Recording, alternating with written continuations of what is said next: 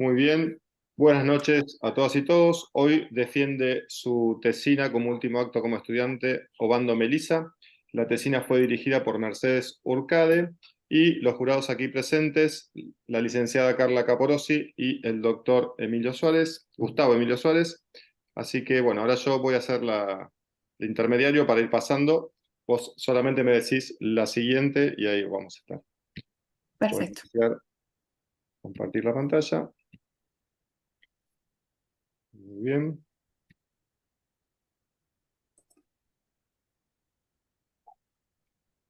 Muy bien. ¿Se ve bien? Bueno, sí, Adelante. comienzo.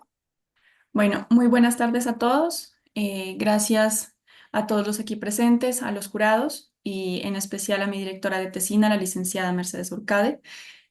Como bien dijo Luis, esta tesina se denomina hidroterapia como tratamiento en personas diagnosticadas con enfermedad de Parkinson. Siguiente.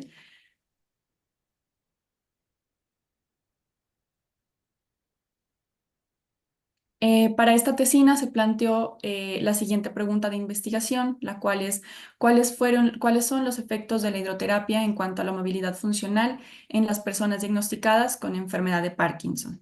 Siguiente. Para ello se plantearon objetivos, de los cuales el objetivo general fue analizar los efectos de la hidroterapia en cuanto a la movilidad funcional en personas diagnosticadas con enfermedad de Parkinson.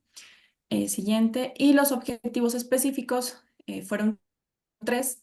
Fueron evaluar el impacto de la hidroterapia en la reducción de los síntomas motores, como el temblor y la rigidez en pacientes con enfermedad de Parkinson.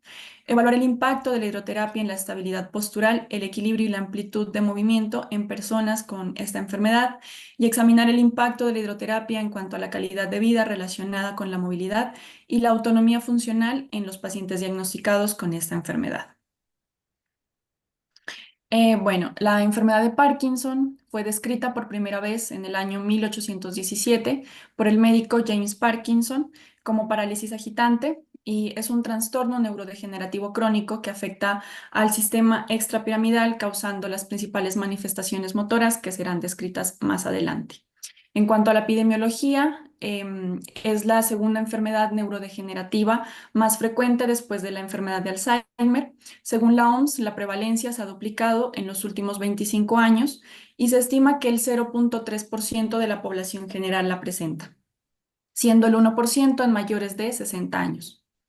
La incidencia va de 8 a 18 por 100.000 habitantes por año. Su distribución es universal y afecta 1,4 veces más a hombres que a mujeres. Siguiente. En cuanto a la fisiopatología, esta enfermedad se caracteriza por la pérdida progresiva de neuronas dopaminérgicas en la sustancia negra que está ubicada en el tronco del encéfalo. Las neuronas sobrevivientes contienen cuerpos de Lewy, que son acumulaciones de alfa-sinucleína anormal plegada, y los síntomas comienzan cuando se pierde entre el 60 y el 70% de las neuronas dopaminérgicas, lo que causa un marcado deterioro del control motor.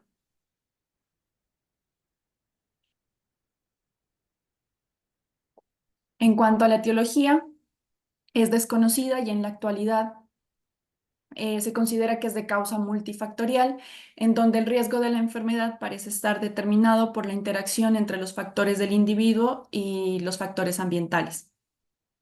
En cuanto a los factores del individuo, tenemos a la edad como el factor de riesgo más importante, con una edad promedio de 50 a 60 años, y la susceptibilidad genética, donde hay una predisposición hereditaria. En cuanto a los factores ambientales, la exposición a aguas residuales, a tabaco y a pesticidas o tóxicos industriales aumentan el riesgo de padecer esta enfermedad. Siguiente. Bueno, la clínica presenta manifestaciones motoras clásicas denominadas los síntomas cardinales y los síntomas no motores. En cuanto a los síntomas motores, tenemos al temblor en reposo, que es el síntoma más frecuente y que inicia en el 70% de los casos al comienzo de la enfermedad.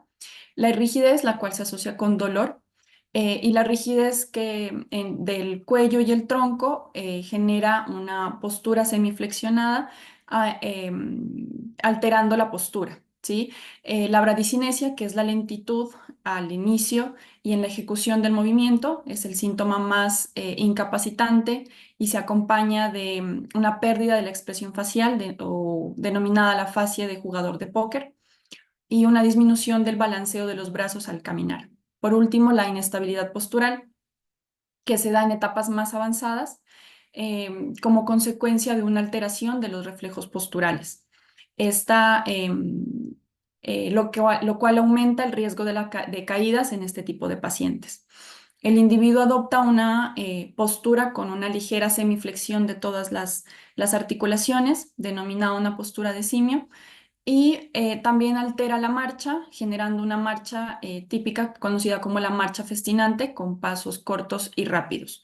Y entre los síntomas no motores, algunos de ellos son las alteraciones del sueño, las disfunciones del sistema urinario, la sudoración excesiva y las alteraciones neuropsiquiátricas como el deterioro cognitivo, depresión o ansiedad. Siguiente. Bueno, el diagnóstico para esta enfermedad es puramente clínico. Y entre ellos el más utilizado es el descrito por la UK Parkinson's Disease Society Brain Bank, el cual consta de 3 pasos. El paso 1, la persona tiene que presentar bradicinesia acompañada de uno de los siguientes criterios, como la rigidez, el temblor de reposo, la inestabilidad postural, no causada por disfunción visual, vestibular o cerebelosa o propioceptiva primaria. El paso 2, se deben excluir otras causas de parkinsonismo, es decir, son criterios de exclusión. Y el paso 3, por lo menos, tiene que presentar 3 criterios de soporte, como la aparición unilateral, el temblor de reposo, la presentación progresiva, la simetría persistente que afecta principalmente el lugar de aparición, la respuesta excelente a la levodopa entre un 70 y un 100%, una corea severa, disinesia, inducida por el medicamento de levodopa, la respuesta a la levodopa por 5 años o más y un cuadro clínico de 10 años o más. Siguiente. Bueno, también tenemos la escala de Hoehn-Yahr, que se utiliza para clasificar en estadios en este tipo de pacientes, la cual evalúa la progresión y la gravedad de la enfermedad de Parkinson. Esta es una escala que es actualizada, que presenta 5 estadios.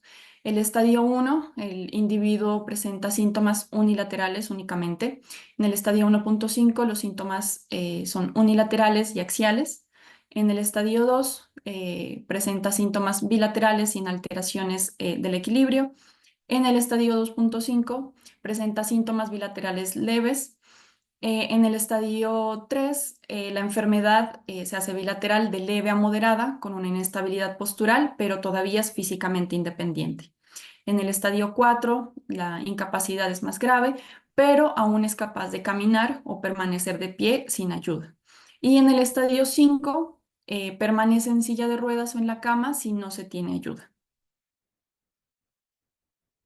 Bueno, en cuanto al tratamiento de esta enfermedad, en la actualidad existen diferentes opciones, pero únicamente se centran en la sintomatología, en los síntomas motores, ya que no hay una cura como tal de esta enfermedad.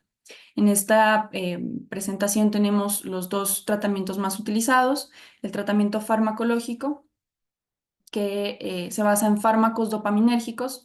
Entre ellos el más utilizado es la levodopa, y el tratamiento rehabilitador, que en la actualidad se recomienda el ejercicio terapéutico como un componente crucial para la rehabilitación de este tipo de pacientes, para controlar la discapacidad que se asocia a esta enfermedad, con el fin de prevenir, readaptar y rehabilitar a este tipo de pacientes. Diferentes estudios mencionan a la fisioterapia, incluyendo a los tratamientos complementarios como la hidroterapia, que pueden mejorar los síntomas motores y no motores de esta enfermedad, promoviendo mejorar la movilidad, el equilibrio y la coordinación para mantener la funcionalidad y la autonomía en estos pacientes. Siguiente. Bueno, en cuanto a la hidroterapia o la terapia acuática, proviene etimológicamente del griego hidor, agua, y terapia o curación a través de. Se denomina como el empleo tópico o externo del agua con fines terapéuticos.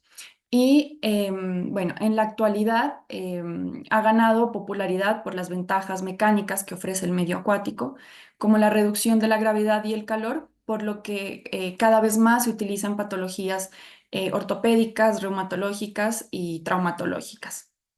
Siguiente. Bueno, los usos terapéuticos del agua están determinados por los principios mecánicos del agua y los principios térmicos. Entre los principios mecánicos tenemos los factores hidrostáticos, que están dados por el principio de flotación, el cual una fuerza opuesta ayuda a mantener el objeto sumergido o parcialmente sumergido en contra de la gravedad.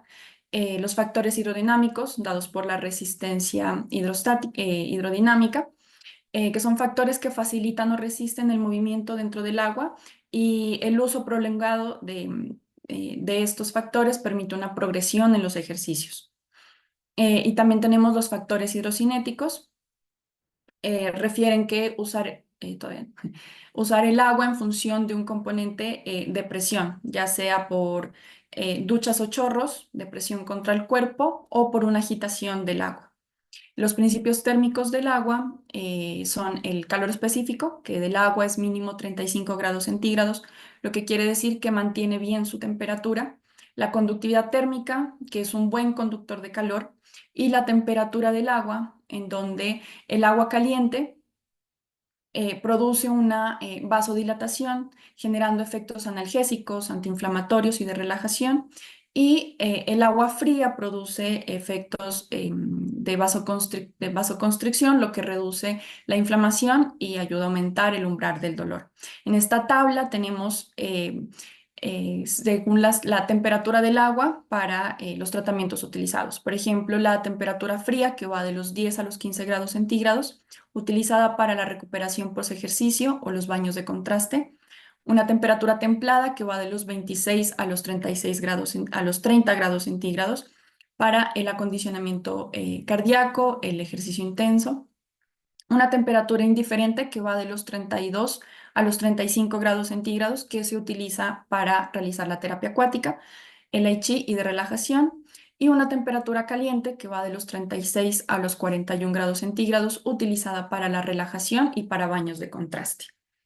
Siguiente.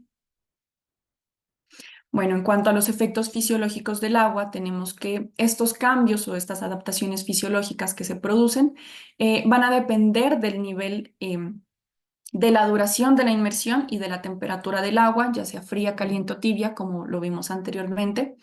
Y bueno, estos efectos van a ser efectos osteomusculares, en donde hay una reducción de la carga en las articulaciones que soportan peso, disminuyendo la sobrecarga articular, permitiendo que estos individuos puedan realizar ejercicios en el agua que no son posibles en tierra, con menos dolor y menos traumáticos.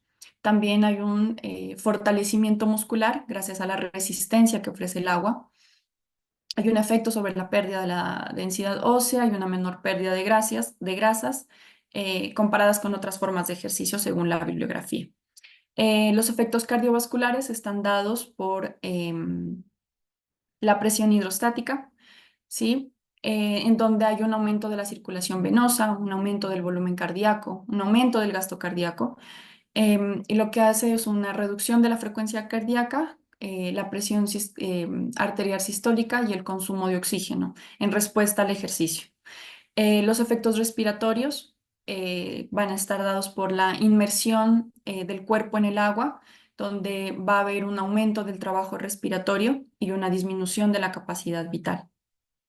En cuanto a los efectos renales, hay un aumento de la diuresis y un aumento de la excreción de sodio y de potasio, por lo que se recomienda rehidratarse después de realizar la intervención. Y bueno, en cuanto a los efectos psicológicos, va a ser un efecto relajante o vigorizante dependiendo de la temperatura que se utilice. Siguiente. Bueno, las técnicas de hidroterapia. La hidrocinesiterapia es la aplicación de la cinesiterapia, que es la reeducación a través del movimiento en el medio acuático, aprovechando las propiedades térmicas y mecánicas del agua. Los principales métodos utilizados en este tipo de técnicas son el método Badragás o de los anillos de Badragás, que es un modelo de ejercicio de resistencia y de fortalecimiento y de movilización basado en las técnicas de facilitación neuromuscular propioceptiva, en donde la persona generalmente está en decúbito supino. Y para mantener esta postura se utilizan anillos o flotadores en la cabeza, en la pelvis y en los tobillos. Está también el concepto Halliwick, que consiste en conseguir un balance y un control postural a través de desestabilizaciones progresivas para conseguir un control rotatorio mayor. El método Watsu, que está basado en los ejercicios y en los estiramientos del Shiatsu Zen, el paciente está relajado se producen movimientos pasivos de flexión y extensión con una tracción y rotación del tronco. Y por último está el método Tai Chi, que está basado en los ejercicios activos del Tai Chi. Se realiza en bipedestación y son una combinación de movimientos con ritmo lento y controlado. Siguiente. Bueno, en cuanto a la estrategia metodológica, este trabajo es un informe de investigación. Para esta revisión bibliográfica se buscó en las bases de datos de PubMed, de Pedro y la Biblioteca Virtual en Salud, y se escogieron artículos publicados entre el año 2014 y 2024. Y para la búsqueda de las bases de datos se utilizaron los términos de enfermedad de Parkinson, hidroterapia y terapia acuática.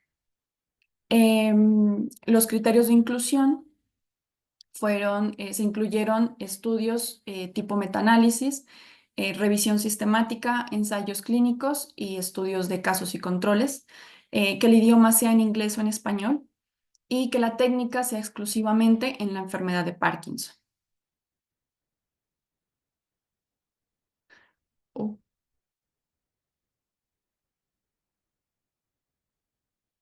eh, bueno, Sí, esto en es lo que cuanto... podía llegar a pasar con el tema del cambio de formato de Ok, PowerPoint eh, acá con la Mac. bien. Bueno, para el contexto de análisis, eh, se, mm, se analizaron 10 artículos en el trabajo, en el trabajo de tesina, pero para esta presentación seleccioné 3 artículos, los cuales los resultados representan, perdón, eh, porque representan los resultados predominantes de los artículos analizados en esta tesina. También cabe destacar que los artículos mencionaron la mayoría se realizaban con un kinesiólogo especialista en hidroterapia, las intervenciones, y los pacientes estaban clasificados en estadios de 1 a 3 en la escala de Hoehn-Yahr. Para este primer artículo, denominado Los efectos de la hidroterapia en el equilibrio, la movilidad funcional, el estado motor y la calidad de vida en pacientes con enfermedad de Parkinson. Se realizó en el año 2019 en Estados Unidos con el objetivo de revisar los efectos de la hidroterapia en el equilibrio, la movilidad funcional, la calidad de vida y el estado motor en este tipo de pacientes. En cuanto a los participantes, fueron 484 participantes en total, con un promedio de edad de 54 a 78 años. Em, como es un metaanálisis, del estudio se eligieron 19 estudios en total y para el metaanálisis escogieron 6 ECA, estudios clínicos aleatorios, y se destaca que los pacientes estuvieron en la fase ON de la medicación. Para la recolección de datos en este artículo se utilizaron la escala de BBS, por sus siglas en inglés, o la escala de equilibrio de Berg, que justamente evalúa el equilibrio, el test Time and Go, que evalúa la movilidad funcional, la escala UPDRS o la escala unificada de calificación de enfermedad de Parkinson, que evalúa el estado motor, y el cuestionario PDQ-39, que evalúa la calidad de vida en la enfermedad de Parkinson. En cuanto a la intervención, en los estudios, en estos artículos analizados, se dividieron en dos grupos. Un grupo experimental que recibió hidroterapia sola o combinada con otro tipo de ejercicio en tierra, y un grupo de control o un grupo de comparación que recibió terapia en tierra o su tratamiento habitual, en este caso la medicación, la levodopa. Bueno, en cuanto a los resultados, se obtuvo que el grupo que recibió hidroterapia sola o combinada con otro tipo de terapia, se encontró una mejora significativa en el equilibrio y la movilidad funcional de las personas con enfermedad de Parkinson. Además, también se menciona que 3 estudios pre-post que tuvieron un seguimiento al terminar la intervención evaluaron el equilibrio mediante la escala BBS, em, y encontraron las mejoras significativas, lo que sugiere un efecto positivo a largo plazo de esta combinación de terapia. Además, también entre los resultados está la combinación de la hidroterapia con la terapia terrestre. Se encontró que mejoraba el estado motor medido por la escala UPDRS, lo que sugiere un efecto sinérgico en en esta combinación de intervenciones. Por último, no se encontraron diferencias significativas en cuanto a la calidad de vida, lo que sugiere que ambos programas fueron efectivos para justamente la calidad de vida. Siguiente. Bueno, en este segundo artículo denominado la fisioterapia basada en agua y no basada en agua para la rehabilitación de deformidades posturales en la enfermedad de Parkinson, realizado en el año 2016 en Italia, con el objetivo de comparar la eficacia de estos dos protocolos sobre las deformidades posturales en pacientes con enfermedad de Parkinson. Fueron 30 participantes, los cuales se asignaron aleatoriamente a dos grupos. Para la recolección de datos se utilizaron pruebas posturográficas, la escala UPDRS, el test Time and Go, la escala BBS, la escala de caídas y el cuestionario PDQ-39. En cuanto a la intervención, bueno, se dividió en dos grupos. Un grupo que realizó hidroterapia, realizaron ejercicios de resistencia y de flotabilidad para mejorar la movilidad y la estabilidad. Y el otro grupo realizó fisioterapia en tierra con ejercicios tradicionales para mejorar la postura y la movilidad funcional. Cabe destacar que ambos grupos, centrándose en mejorar la postura y en la movilidad funcional. Y este estudio también destaca que los ejercicios que se realizaron en agua y en tierra se diseñaron para que fueran lo más similares posible. En cuanto a los resultados, se obtuvo que solo el grupo de hidroterapia se observaron mejoras significativas en cuanto a la postura del tronco, en los planos sagital y coronal y en la simetría de los hombros. Esto se evaluó mediante las pruebas posturográficas, midiendo también el ángulo de flexión cervical, flexión dorsal y la inclinación del tronco. Siguiente. Y en este último artículo, denominado Percepciones de la terapia acuática y la calidad de vida relacionada con la salud entre personas con enfermedad de Parkinson, realizado en Australia en el año 2021, con el objetivo de describir la calidad de vida relacionada con la salud en personas con enfermedad de Parkinson que realizaron fisioterapia acuática y explorar las percepciones y las actitudes respecto al programa. Fueron 21 participantes con enfermedad de Parkinson. La edad promedio de los participantes en ese estudio fue de 70 años, y este estudio también nombra que se realizó en la fase ON de la medicación. Para la recolección de datos se utilizó el cuestionario PDQ-39 y el índice PWI por sus siglas en inglés, o el índice de bienestar personal para adultos, para cuantificar la calidad de vida.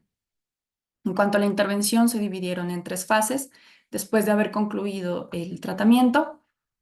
En la fase 1 se realizó una encuesta sobre las experiencias de los participantes después de terminar al momento de terminar la intervención de fisioterapia acuática. La fase 2, donde se midió la calidad de vida relacionada con la salud a través de los cuestionarios, el PDQ-39 y el PWI, después también de haber terminado la intervención. Y la fase 3 se dividió a través de grupos focales, examinaron los pensamientos y las creencias que tuvieron los participantes acerca de la intervención de hidroterapia. En cuanto a los resultados, se encontraron mejoras significativas en la salud general y la función física, y los pacientes también mencionaron tener una sensación de seguridad en el agua. También mencionaron que los ejercicios eran fáciles de seguir y estaban adaptados a sus capacidades. Y mencionaron que el calor les proporcionaba relajación y seguridad al momento de realizar los ejercicios, sin el miedo a caerse. Y también, bueno, las mejoras funcionales se evidenciaron en la movilidad de la cama, en la movilidad de la cama, en los traslados en silla y de marcha. Cabe también destacar aquí que los pacientes sí mencionaron tener una falta de seguridad en los vestuarios, ¿sí? A la hora de acercarse a los vestuarios, de vestirse, eh, y eso. Siguiente. Bueno, como conclusiones. En este trabajo de investigación se encontró que la hidroterapia se puede considerar como un tratamiento kinésico complementario al tratamiento farmacológico en las personas con enfermedad de Parkinson. Los resultados evidencian una mejora significativa en cuanto al equilibrio, a la marcha y a la movilidad funcional de las personas con enfermedad de Parkinson que realizaron hidroterapia con un kinesiólogo especialista en hidroterapia. Se observaron beneficios en la autonomía y en la independencia de los individuos, como también una mejora en las relaciones sociales y la motivación para realizar el tratamiento, destacando el aspecto social en este tipo de pacientes, ya que el aislamiento social puede empeorar la calidad de vida. Siguiente. Bueno, las propiedades físicas y térmicas del agua permiten movimientos que no son posibles en tierra, lo cual ayuda a reducir el riesgo de las caídas que tienen este tipo de pacientes. Sin embargo, se encontró una variabilidad en los parámetros utilizados en estas intervenciones, como las dosis, la intensidad, la frecuencia, la temperatura, que justamente se utilizaron en las intervenciones, lo cual dificulta determinar cuáles son los parámetros adecuados para realizar una correcta intervención.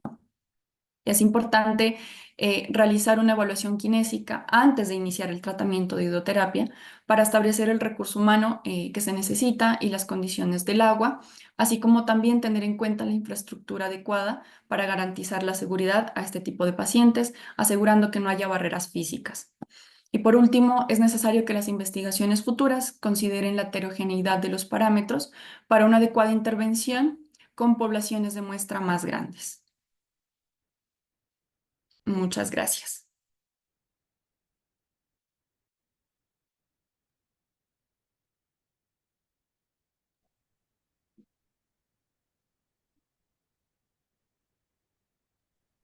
Gracias, Melissa. Ahí está, había perdido. ¿Dónde estaba? Tenía Muy tantas bien. cosas abiertas que no Sí. encontraba el micrófono. Dejé de compartir y desaparecieron todos. Bueno, muy bien, Melissa, muy bien la presentación. Vamos a dar ahora pie a los jurados a ver si quieren hacer alguna pregunta más, algo que les haya quedado en el tintero. Bueno, Melissa, te felicito por la presentación y por el trabajo.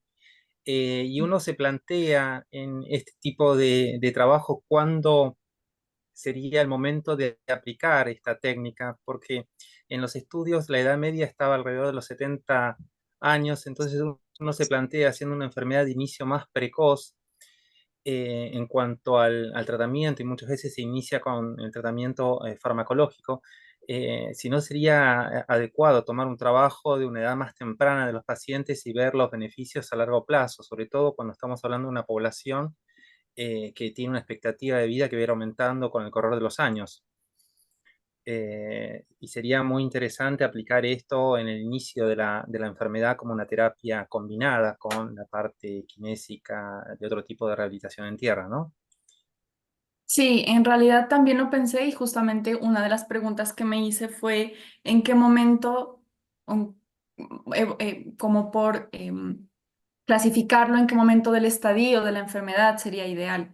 Y para mí también era una de las preguntas, porque justamente, si no es que todos los artículos, la mayoría, mencionaban que el paciente, que el individuo que comenzaba la intervención ya estaba en una etapa moderada de la enfermedad, o sea, ya tenía deformidades, ya tenía inestabilidad. La marcha ya estaba alterada, entonces para mí también consideré que era importante evaluar si no es mejor comenzar antes, desde un inicio en el acompañamiento farmacológico, este tipo de intervenciones para unos mejores resultados. Bueno, es algo que se puede plantear a futuro esto, ¿eh? Así intervenimos de forma adecuada. Bien. Bueno, Melissa, la verdad que no, y re interesante y sí, no, me parece también lo que dice Gustavo, ¿no? Siempre la actividad física suma. Entonces, nada, seguramente como es una intervención temprana en cuanto a la actividad, va a potenciar el éxito, o sea, bueno, digamos, va a potenciar los resultados, seguramente es así. Así que bueno, nada, no mucho más. La verdad que me pareció re interesante. Me parece que deja la puerta abierta, como por ejemplo ponerse a investigar, ¿no? Sobre esto de una intervención por ahí más temprana. Estaría buenísimo por ahí que otro estudiante tome un poco la posta en eso, como para poder seguir ahondando, porque bueno, es muy frecuente, es una patología bastante frecuente y como es, nada. Y los resultados son muy buenos en cuanto a o por lo menos en mi experiencia, en pacientes que han combinado, digamos, la medicación con la actividad, andan muy bien. Así que, bueno, nada, felicidades. Muchas Bueno, muy gracias. bien. Ahora dejamos al jurado que desconecte cámara y micrófono, se pongan en contacto por ahí telefónicamente para hacer la devolución final. Perfecto. Bueno, y ahora damos pie para que Mercedes diga unas palabras, ya que estamos acá. A mí que no me gusta hablar. Hola Hernán, no te había visto. Hola Nerea, ¿cómo estás? A Nerea Hola, no la, Nerea es alumna, no la conozco. hola, profe. Sí, sí, sí, sí, ¿Sí? sí. Ah, está bien, no cursaste conmigo, no te Tuviste reconocí. el placer de cursar con Mercedes. No tuviste el placer de cursar conmigo. Ahora dice que sí y quedás como que... Claro, peor, No, me sí, sí, muero. cursé clínica. ¿Con quién ¿Cursaste cursaste? clínica conmigo? Ah, Sí, sí, Ciarlone. de Mira, Nerea, clínica. no me acordaba tu Sí, nombre, Arlón. pero... Ay, Luis, Sí, sí, Arlón. es- escúchame,